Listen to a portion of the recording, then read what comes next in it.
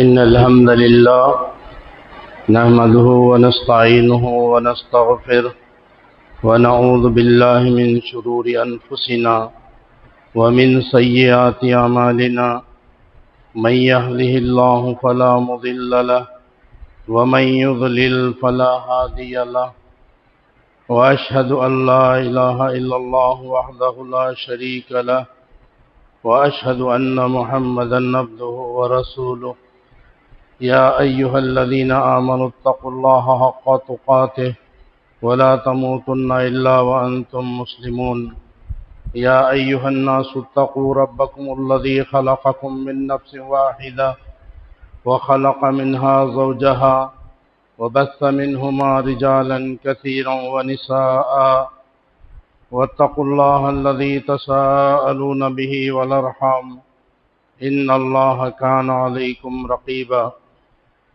يا أيها الذين آمنوا اتقوا الله حق تقاته ولا تموتن إلا وأنتم مسلمون يا أيها الناس اتقوا ربكم الذي خلقكم من نفس واحدة وخلق منها زوجها وبث منهما رجالا كثيرا ونساء واتقوا الله الذي تساءلون به والأرحام إن الله كان عليكم رقيبا يا أيها الذين آمنوا اتقوا الله وقولوا قولا سديدا يصلح لكم أعمالكم ويغفر لكم ذنوبكم ومن يطع الله ورسوله فقد فاز فوزا عظيما أما بعد فإن خير الحديث كتاب الله وخير الهدي هدي محمد صلى الله عليه وسلم وشر الأمور محدثاتها وكل محدثة بدعة وكل بدعة ضلالة وكل ضلالة في النار فأعوذ بالله السميع العليم من الشيطان الرجيم من همزه ونفخه ونفثه بسم الله الرحمن الرحيم إن عدة الشهور عند الله 12 شهرا في كتاب الله يوم خلق السماوات والأرض منها 4 حرم ذلك الدين القيم فلا تظلموا فيهن أنفسكم رب اشرح لي صدري ويسر لي أمري واحلل عقدة من لساني يفقهوا قولي سبحانك لا علم لنا إلا ما علمتنا إنك أنت العليم الحكيم۔ تمام قسم کی تعریفات، بڑھائی، کبریائی، حمد و ستائش اس اللہ مالک الملک کے لیے لائق اور زیبا ہے جس نے جنات اور انسان کو محض اپنی بندگی اور اپنی عبادت کے لیے پیدا فرمایا۔ چنانچہ ارشاد ہوا وما خلقت الجن والانس الا لیعبدون، کہ ہم نے جنات اور انسان کو محض اپنی بندگی اور اپنی عبادت کے لیے پیدا فرمایا ہے۔ حمد و ثنا کے بعد عرب انگنت اور بے شمار درود و سلام ہو اس ہستی اقدس و مقدس پر جن کا نام نامی اسم گرامی محمد اکرم صلی اللہ علیہ وسلم، ذات مبارکہ مقدسہ مطہرہ کہ رب کائنات نے جنہیں رحمت کائنات بنا کر مبعوث کیا اور جن کے ذریعے سے اہل کائنات کی ہدایت اور رہنمائی کا بندوبست فرمایا۔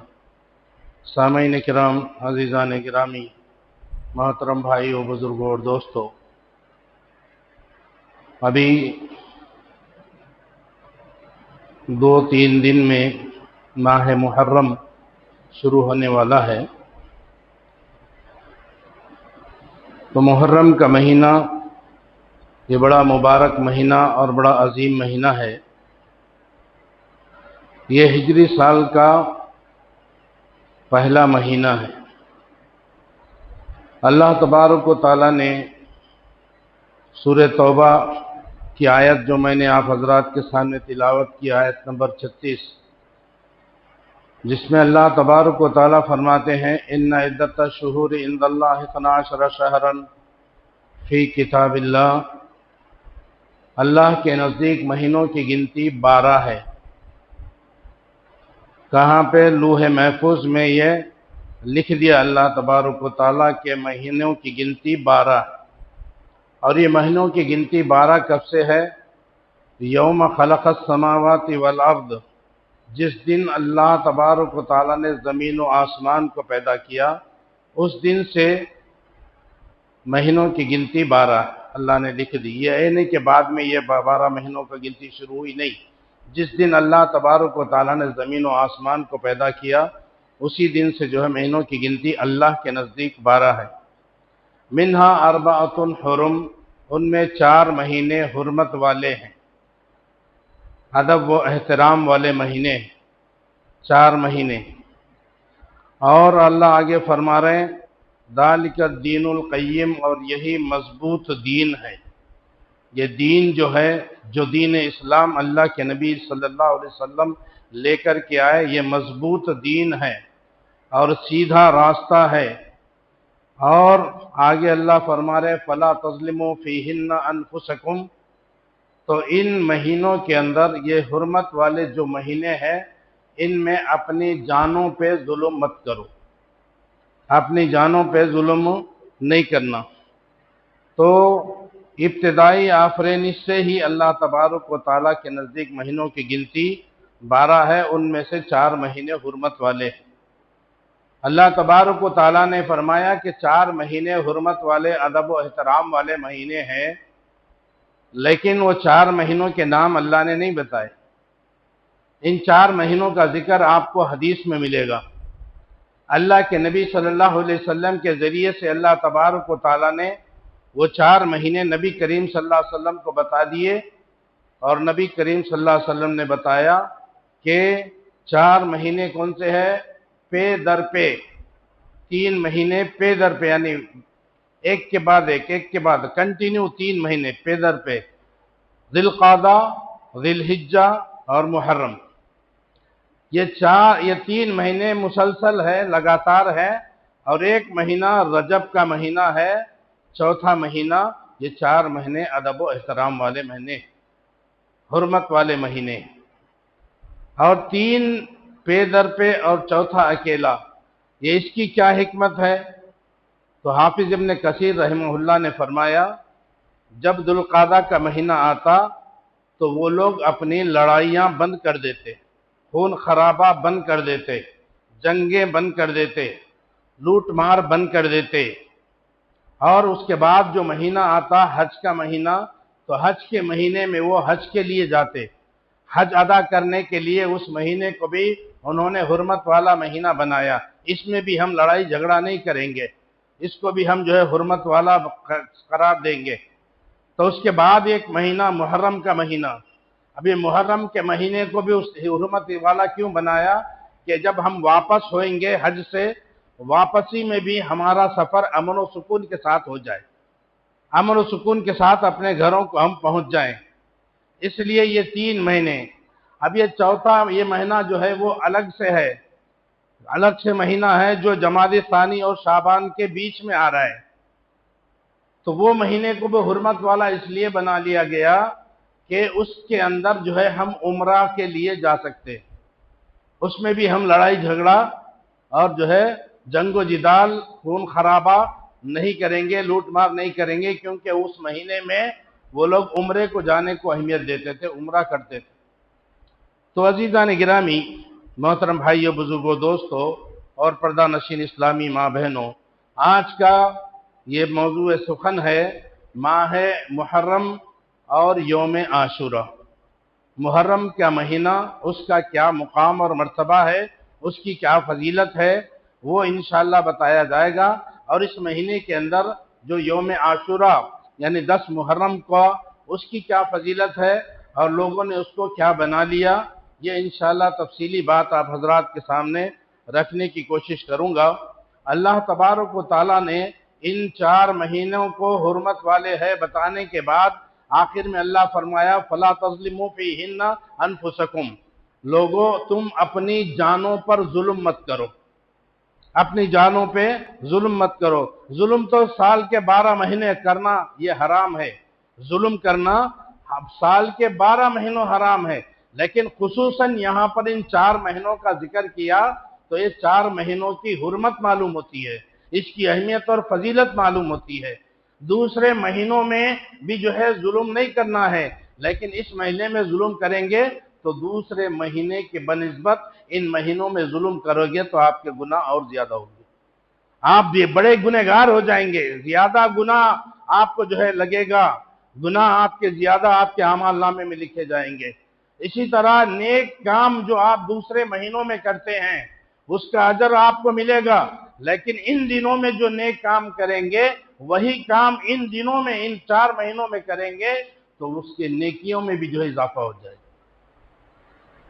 تو یہ 4 مہینے حرمت والے مہینے ہیں۔ ایک تو یہ مراد ہے کہ ان مہینوں میں اب ظلم کرنے سے کیا مراد؟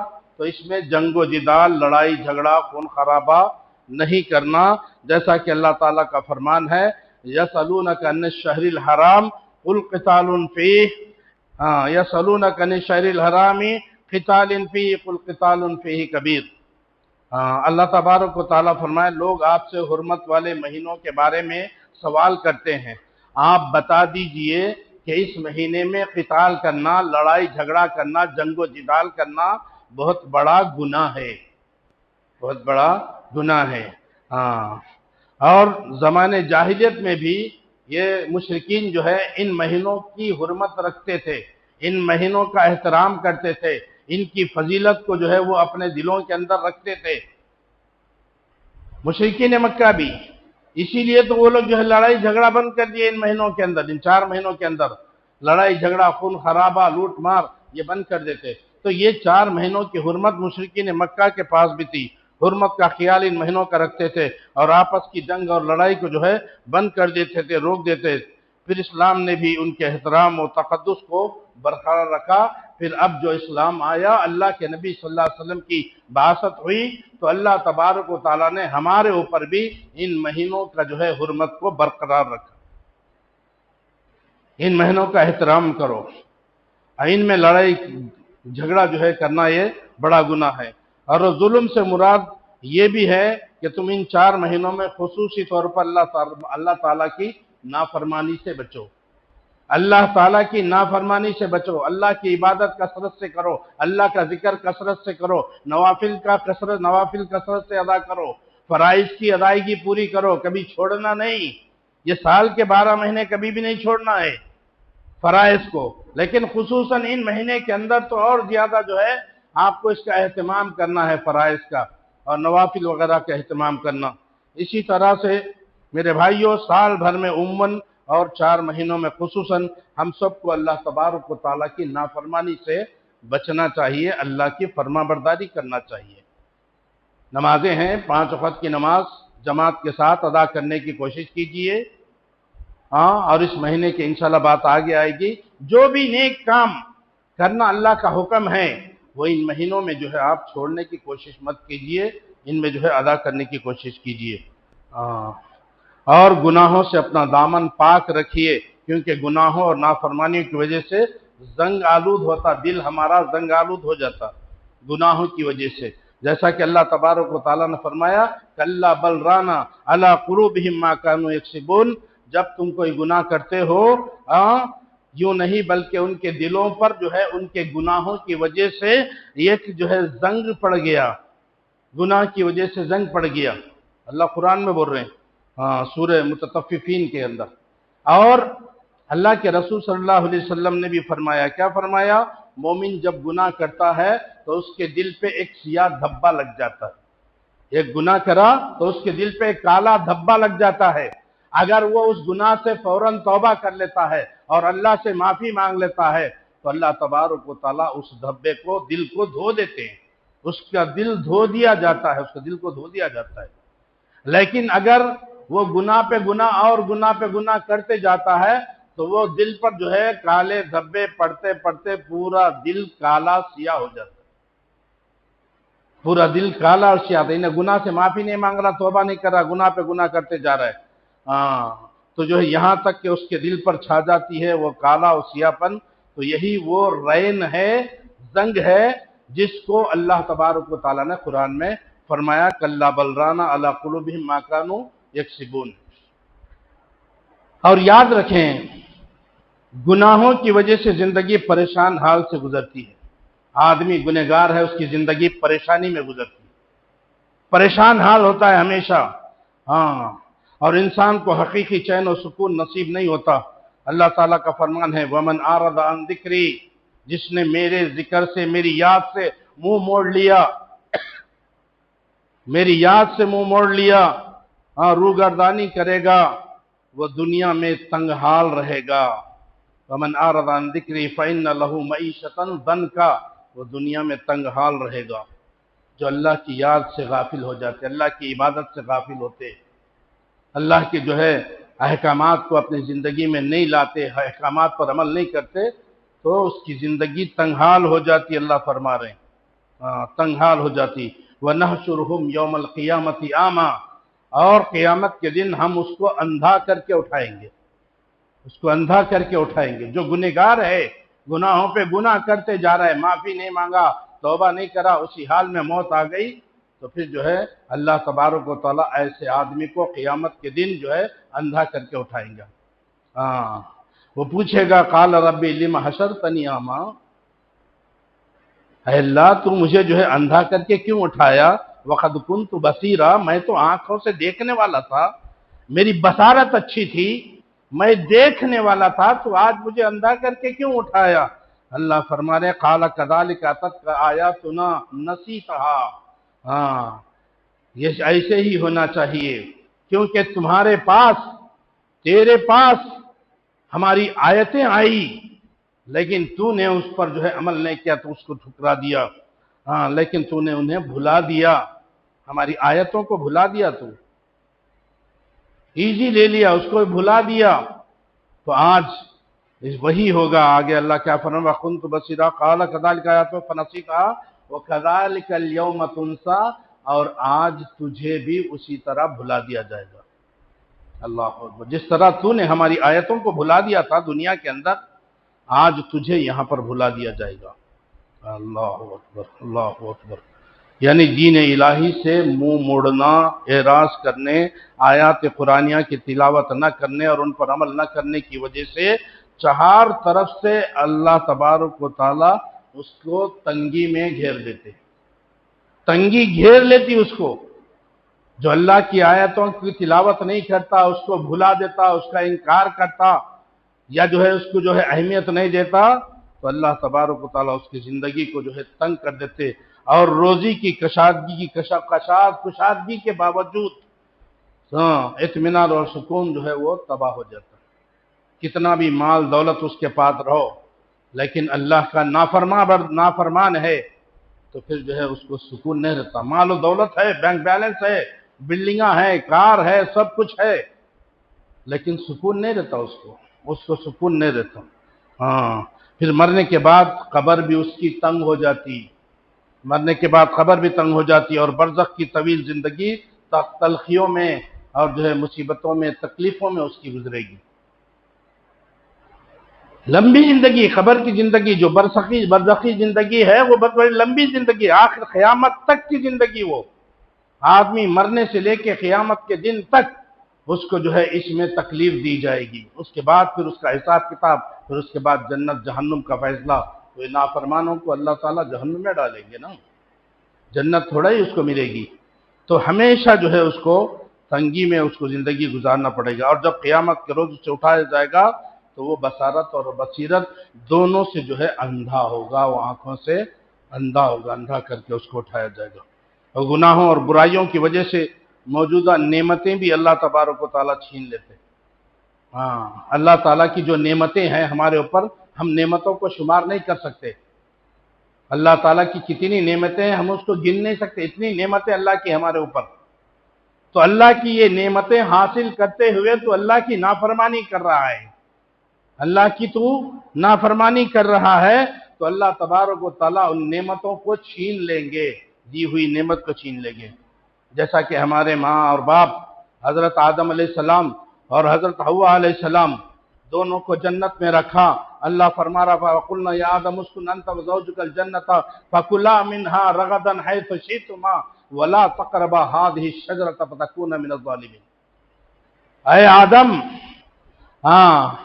تم اور تمہاری بیوی جنت میں رہو، جو چاہے کھاؤ، جدھر سے چاہے کھاؤ، جتنا چاہے کھاؤ، تمہیں کوئی رکاوٹ نہیں ہوگی، روکنے والا نہیں ہوگا، لیکن بس اس درخت کے قریب بھی نہیں جانا۔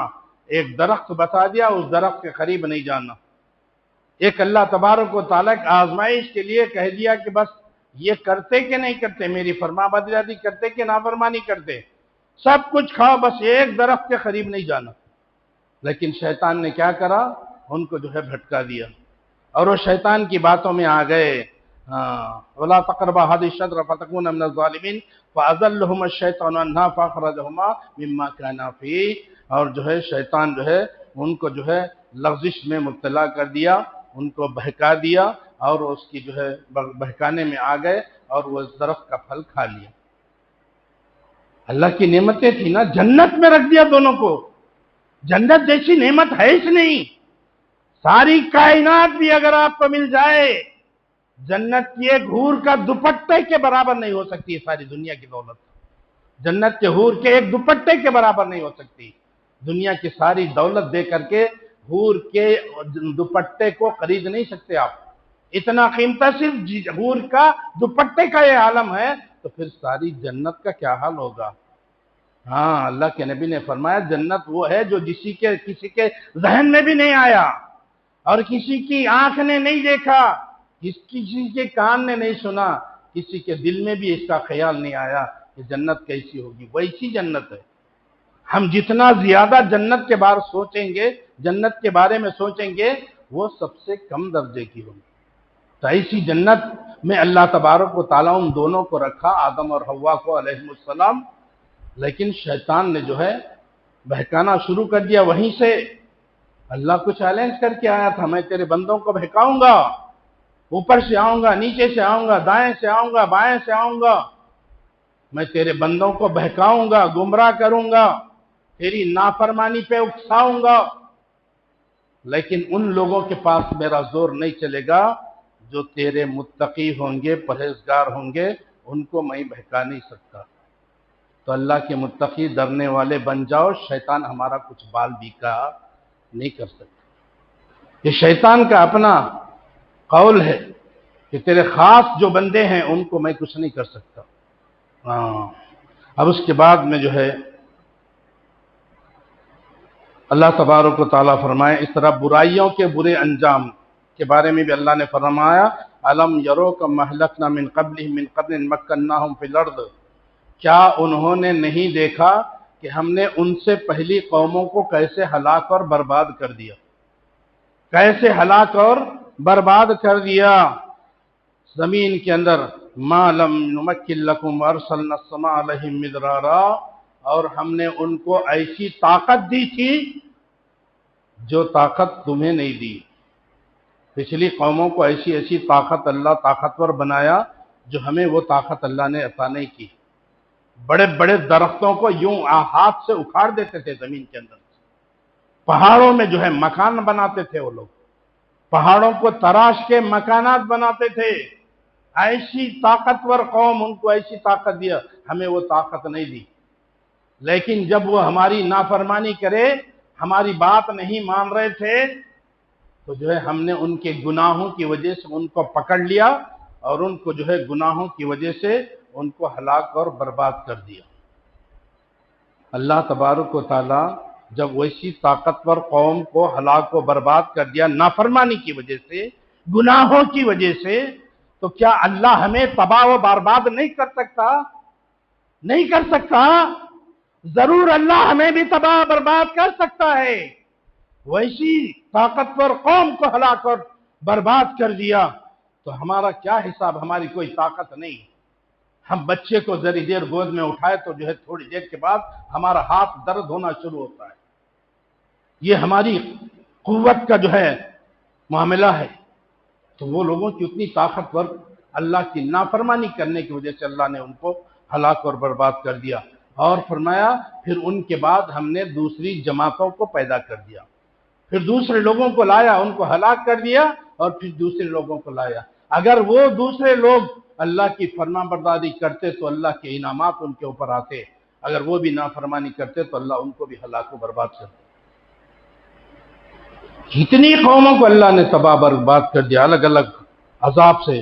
اس آیت میں ذرا غور فرمائیں، اللہ تعالیٰ فرماتا ہے کہ ہم نے تم سے پہلی امتوں کو وہ قوت دی جو تمہیں نہیں دی، ہم انہیں بھرپور نعمتوں سے نوازا، لیکن ان کے گناہوں کی بابت، گناہوں کی وجہ سے ہم نے ان کو ہلاک اور برباد کر دیا۔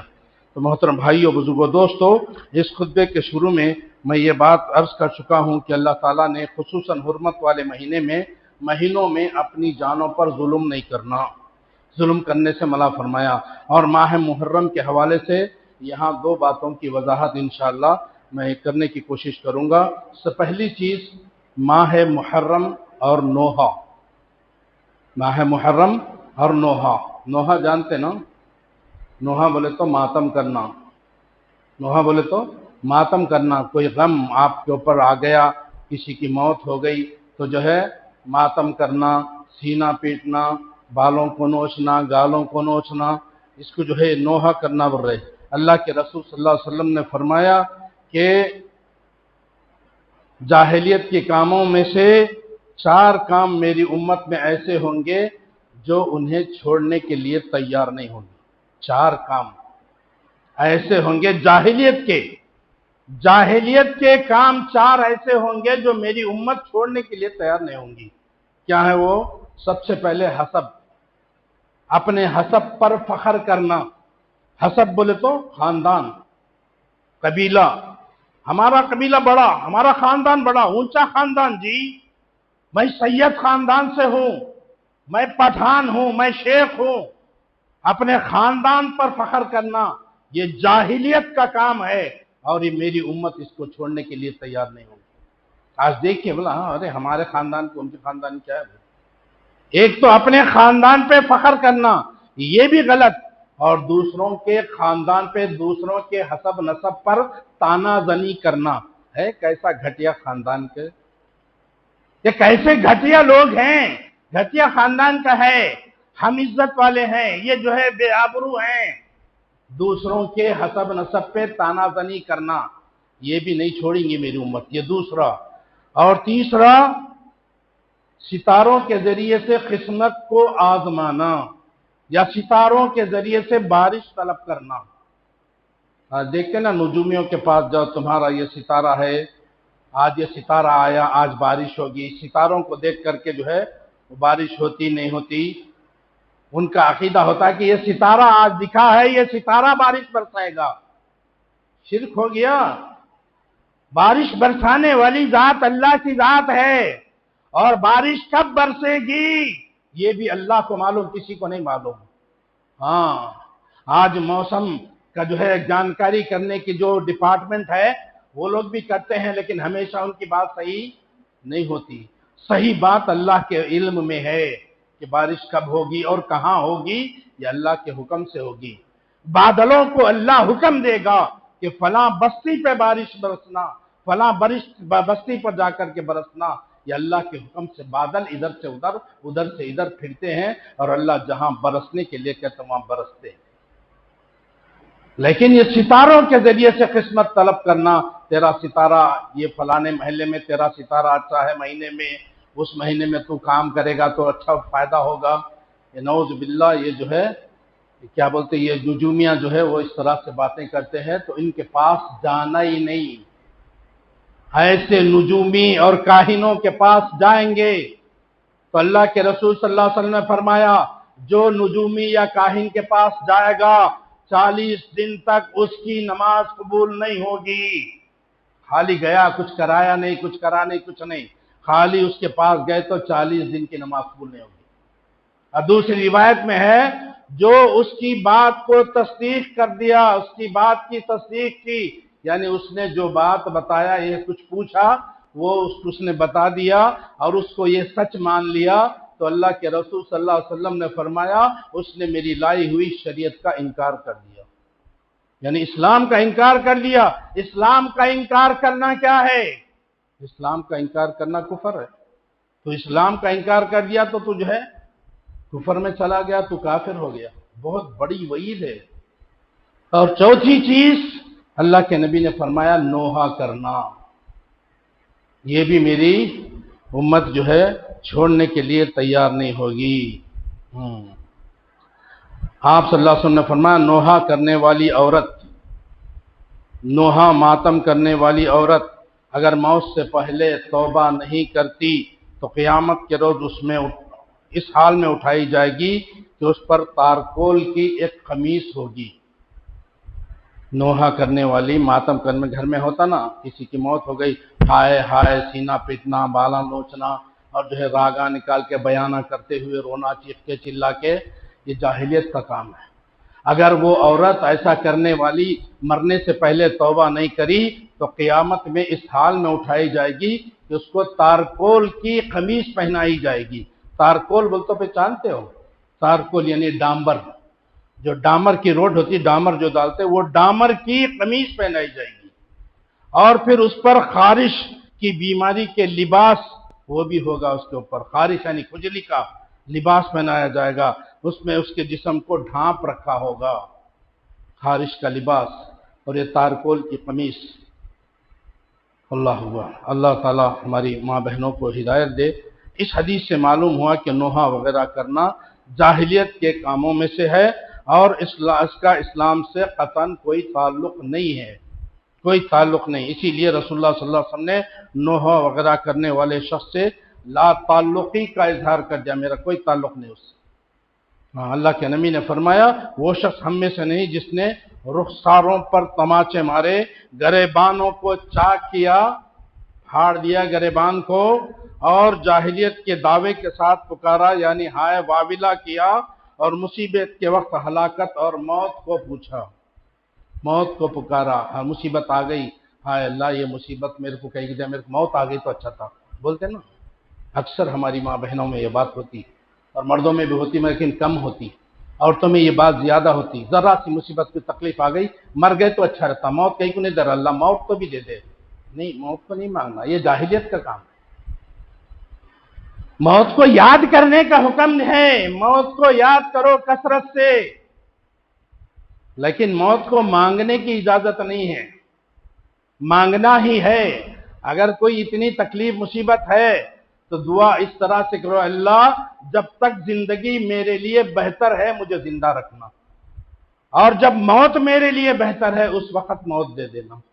اس طرح سے دعا کر سکتے، لیکن موت دے دے، موت دے دے، میں مر گئے تو اچھا رہتا تھا، سب خوش رہتے، بولتے نا عورتوں، تو ایسا یہ جاہلیت کے کام ہے، اس سے بچنا چاہیے، اور زور زور سے چلانا کرنا پکارنا نہیں۔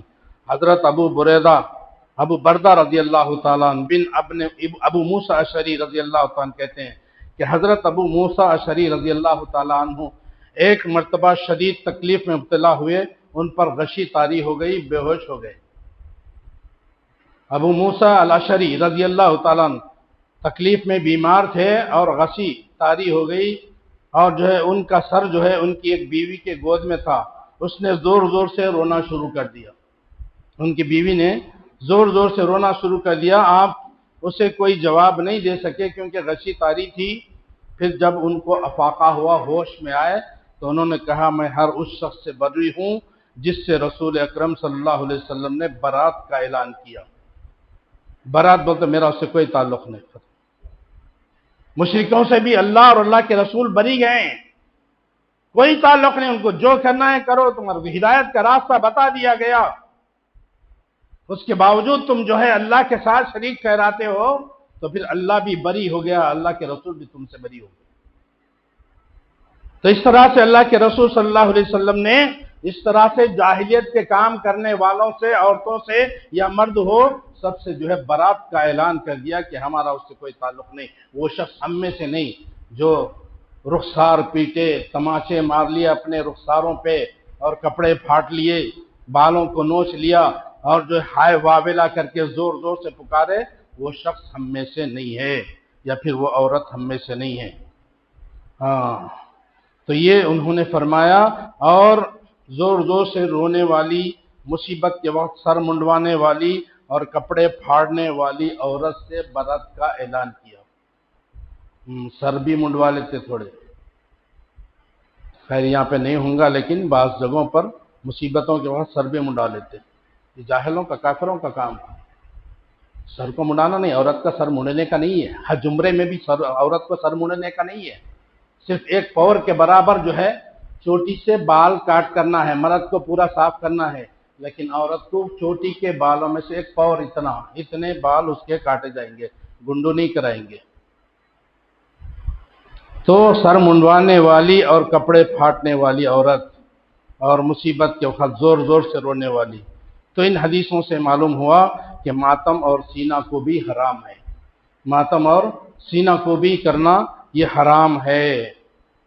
اور رسول اللہ صلی اللہ علیہ وسلم نے ان اعمال سے اور ان اعمال کے کرنے والوں سے برت اور لا تعلقی کا اظہار کر دیا، لہذا تمام مسلمانوں کو اس پر جو ہے سوچنا چاہیے، اس سے باز آ جانا چاہیے اور فوری طور پر ان سے سچی توبہ کرنی چاہیے۔ معزز حضرات، ماہ محرم میں نوحہ اور ماتم وغیرہ نواسۂ رسول حضرت حسین رضی اللہ تعالیٰ کی شہادت پر کیا جاتا ہے۔ شہادت حسین کو لے کر کے 10 محرم کے دن، یہ محرم آتے ہی جو ہے کچھ ایک جو ہے فرقہ ہے، ایک گروہ ہے جو کالے کپڑے پہنتا ہے۔ ماتم کے طور پہ کالے کپڑے پہننا یہ اجازت نہیں اسلام کے اندر۔ کالے کپڑے پہنتا ہے اور اپنے سینے کو مارتا ہے، سینہ کوبی کرتا ہے، اپنے گریبانوں کو چاک کرتا ہے، ہائے واویلا کرتا ہے، چینوں سے لے کر کے ہتھیار لے کر کے اپنے جسم کو زخمی کر لیتے ہیں۔ حضرت حسین کی محبت میں، یہ محبت نہیں، ان سے دشمنی ہے۔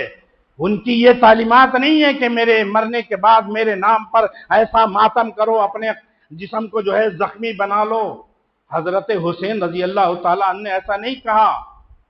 حضرت حسین رضی اللہ تعالیٰ عنہ نے یہ کہا کہ جب تمہیں کوئی مصیبت لاحق ہوتی ہے تو کہو انا للہ و انا الیہ راجعون، اور وہ مصیبت بار بار تمہیں یاد آتی ہے تو اس وقت کہو انا للہ و انا الیہ راجعون۔ ہم اللہ کے لیے ہیں، ہم اللہ کے ہیں، اللہ کی طرف جو ہے ہم پلٹنے والے ہیں۔ اللہم کیا فرمایا کہ مجھے اس مصیبت میں مجھے صبر عطا فرما، اجر عطا فرما، اس مصیبت میں اجر عطا فرما، اور اس سے بہتر بدلہ مجھے عطا فرما۔ یہ دعا کرنے کا حضرت حسین رضی اللہ تعالیٰ عنہ سے روایت ہے کہ ایسا کرنا چاہیے۔ مصیبت آئی تو جو اس طرح پڑھو، یہ نہیں کہ جو ہے ماتم کر رہے، سینہ پیٹ رہے ہیں اور جو ہے علم شدے اٹھا رہے ہیں، علمہ بٹھائے جا رہے ہیں۔ 10 دن علم کو بٹھایا جاتا، جس طرح سے غیراں بھی جو ہے ایک پتلے کو بٹھا کر کے 10 دن کے بعد اٹھا کر کے اس کو لے جا کر کے جو ہے ندی میں پانی میں جو ہے اس کو جو ہے ڈال دیتے ہیں، پھینک دیا جاتا اس کو۔ 10 دن اس کو اپنے ہاتھوں سے بنا کر کے، اس کو بٹھا کر کے، اس کی جو ہے عبادت کر کے، اس کو خدا مانتے ہوئے رہتے، اور 10 دن کے بعد اٹھا کے لے جا کے اس کو پھینک دیا جاتا ہے۔ اسی طرح سے آج محرم منانے والوں سن لو، تمہارا بھی یہی کام ہے۔ تم نے بھی علم بٹھائے اور 10 دن بٹھائے، اور 10 دن کے بعد تم نے بھی اسی طرح اس کو اٹھایا، لے گیا ندی کے اندر پھینک دیا۔ کیا فرق ہے تمہارے میں اور ان میں؟ کیا فرق ہے؟ وہ ایک مورتی بنائے، تم علم کا جو ہے شکل بنائی۔ یہ حضرت حسین کی عالم ہے، یہ حضرت فاطمہ کا عالم ہے، نعوذ باللہ۔ صحابہ کرام، بات ابھی انشاءاللہ آئے گی، وقت کتنا ہے دیکھ کر کے میں انشاءاللہ بات کو آگے بڑھاؤں گا، سمجھا؟ تو اللہ تبارک و تعالی نے جو قرآن کے اندر اتارا وہ اسلام ہے، اور اللہ کے رسول صلی اللہ علیہ وسلم جو اپنے فرامین میں احادیث بیان کی وہ اسلام ہے، تیسری چیز اسلام نہیں۔ حضرت حسین رضی اللہ تعالی عنہ شہید ہوئے اس مہینے میں، ان کی شہادت ہم مانتے ہیں۔ ان کو جو ہے مظلومیت کی حالت میں ان کو جو ہے شہید کیا گیا اور ظلم ان کے اوپر کیا گیا، ہم مانتے ہیں۔ لیکن میرے بھائیوں، اس موقع پر تم کیا کرتے ہو 10 دن؟ اللہ کے نبی صلی اللہ علیہ وسلم اس دن روزہ رکھے، بات آئے گی روزہ کس لیے رکھا گیا، وہ بھی انشاءاللہ آگے آئے گی، آج نہیں ہو سکتی بات۔ تو جو ہے اللہ کے رسول صلی اللہ علیہ وسلم اس دن روزہ رکھا کرتے تھے، اور لوگ سمجھتے ہیں کہ حضرت حسین کی شہادت پہ روزہ رکھنا ہے۔ تو روزہ رکھ رہا ہے تو روزہ رکھ رہے، تم جو ہے گلیوں میں ناچ رہے، گلیوں میں پھر رہے، علما اٹھا کر کے ناچ رہے، انگار میں کود رہے ہیں، ادھر سے ادھر، ادھر سے ادھر جا رہے ہیں، آ رہے ہیں، جہالت کے یہ سارے کام کر رہے ہیں، سینہ کوبی کر رہے ہیں، کپڑے پھاڑ رہے ہیں، تماچے مار رہے ہیں اپنے گالوں پر. یہ کیا حضرت حسین کی تعلیم ہے یا اللہ کے رسول صلی اللہ علیہ وسلم کی تعلیم ہے؟ نہیں ہے، یہ تم نے اپنے خود ہی سے بنا لیا. حضرت حسین رضی اللہ تعالی عنہ جو ہے شہید ہوئے تھے، اس کا ہمیں بھی غم ہے، ہمیں بھی اس کی تکلیف ہے، لیکن کیا شہید ہونے والوں میں صحابہ کرام کے اندر کیا اکیلے حضرت حسین رضی اللہ تعالیٰ عنہ ہی شہید ہوئے؟ ان سے پہلے ان کے باپ حضرت علی رضی اللہ تعالیٰ عنہ فجر کی نماز کے لیے نکلے گھر سے، راستے میں ان کو شہید کر دیا گیا. کیا ان کی شہادت نہیں ہے؟ ان سے پہلے حضرت عثمان غنی رضی اللہ تعالیٰ عنہ کو 50 دن بھوکا پیاسا رکھ کر کے یہ بلوائی لوگوں نے گھر کے اندر کود کر کے وہ قرآن کی تلاوت کر رہے تھے، اس حالت میں ان کو شہید کیا گیا. ان کے بیوی حضرت نائلہ رضی اللہ تعالیٰ عنہ وہ آئیں بچانے کے لیے، ان کی بھی انگلیاں کٹ گئیں. شہادت حضرت عثمان رضی اللہ تعالیٰ کی بڑی شہادت. 50 دن پانی نہیں پہنچا رہے، اندر کھانا نہیں پہنچا رہے. ہر روز پوچھ رہے ہیں بیوی کو کیا کچھ کھانے کے لیے ہے؟ بولا نہیں ہے. بولا آج میرا روزہ ہے. افطار کے وقت پوچھ رہے ہیں کچھ کھانے کے لیے ہے؟ نہیں ہے. بس پھر سے روزہ کنٹینیو، کچھ نہیں ہے کھانے کے لیے پینے کے لیے. ایسی حالت میں ان کو شہید کیا گیا. تو ان کی شہادت تمہیں یاد نہیں آتی؟ ان کی شہادت یاد نہیں آتی؟ ان سے پہلے حضرت عمر بن خطاب رضی اللہ تعالی عنہ وہ ایسی ہستی ہیں جن کے بارے میں اللہ کے رسول صلی اللہ علیہ وسلم نے فرمایا اگر میرے بعد نبوت کا سلسلہ ختم نہیں ہوتا تو ما کان عمر نبی، میرے بعد نبی عمر ہوتے.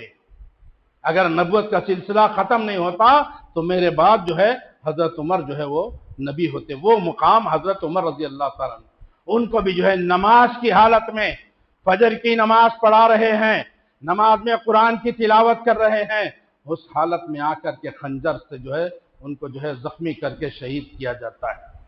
تو ان کی شہادت ہمیں یاد نہیں آتی؟